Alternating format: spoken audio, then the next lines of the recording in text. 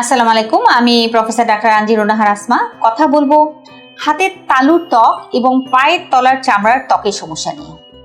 বেশিরভাগ রোগী আমাদের কাছে এসে থাকেন এই সমস্যাগুলো নিয়ে, বিশেষ করে যারা গৃহিণী, যাদের অতিরিক্ত পানি ধরতে হয় এবং কাজ করতে হয়, তারা এই সমস্যাগুলো নিয়ে আমাদের কাছে এসে থাকেন। কখনো দেখা যায় যে হাতের থেকে অতিরিক্ত চামড়া উঠছে, কখনো দেখা যায় যে হাতের তালু এবং পায়ের তলা ফেটে যাচ্ছে, ফেটে গিয়ে অনেক সময় রক্ত বের হয়ে যাচ্ছে, অনেক সময় চামড়া মোটা হয়ে যাচ্ছে, তারপরে ফেটে যাচ্ছে এবং চামড়ায় ব্যথা, পা দিয়ে হাঁটতে পারছেন না। এই ধরনের সমস্যাগুলো নিয়ে আমাদের কাছে এসে থাকেন। এই সমস্যাগুলো কিন্তু বিভিন্ন কারণে হতে পারে। একটি কমন সমস্যা হচ্ছে হাতের এক্সিমা কিংবা পায়ের তলার এক্সিমা। এই সমস্যাটি সাধারণত দেখা যায় যারা অতিরিক্ত সাবান নিয়ে কাজ করে তাদের ক্ষেত্রে। এটিকে আমরা অ্যালার্জিক কন্টাক্ট ডার্মাটাইটিসও বলি। আবার অনেক সময় যারা অ্যাটোপিক পারসন, তাদের এই কন্টাক্ট ছাড়াও কিন্তু এক্সিমা হতে পারে হাতে কিংবা পায়ে। আবার অনেক সময় সোরিয়াসিস নামে যে রোগটি রয়েছে, যেটিতে চামড়া উঠে যায়, সেই রোগটি কিন্তু শুধুমাত্র হাতের তালুতে এবং পায়ের তলায় সীমাবদ্ধ থাকতে পারে। এই রোগটিতে দেখা যায় যে পায়ের তলার চামড়া শক্ত হয়ে ফেটে যাচ্ছে এবং চামড়া উঠছে।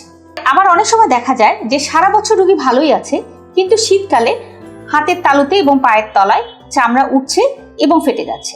আবার অনেক সময় দেখা যায় যে আঙুলের ফাঁকে ফাঁকে এক ধরনের বিচি বিচি উঠছে, যেগুলোর ভিতরে পানি রয়েছে, অনেক চুলকানি, এবং সেগুলো একসময় ফেটে গিয়ে হাতের থেকে চামড়া উঠছে।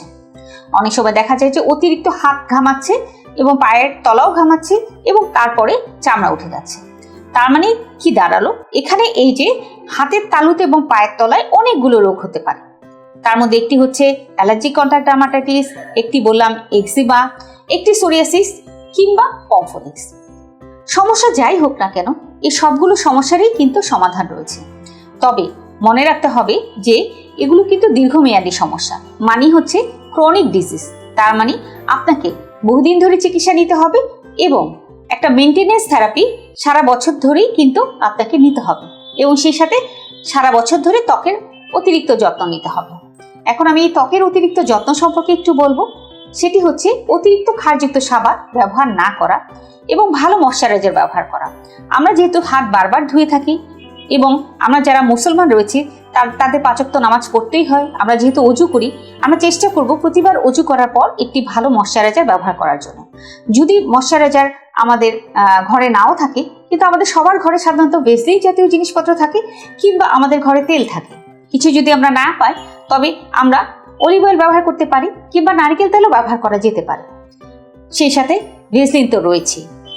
এছাড়া যদি অতিরিক্ত সমস্যা হয়ে থাকে, যেমন রক্ত বের হচ্ছে কিংবা কাজ করতে সমস্যা হচ্ছে কিংবা হাঁটাই যাচ্ছে না, সেক্ষেত্রে কিন্তু দেরি না করে চিকিৎসকের পরামর্শ অনুযায়ী চিকিৎসা নিলে এই সমস্যাটি থেকে আমরা ভালো থাকতে পারি।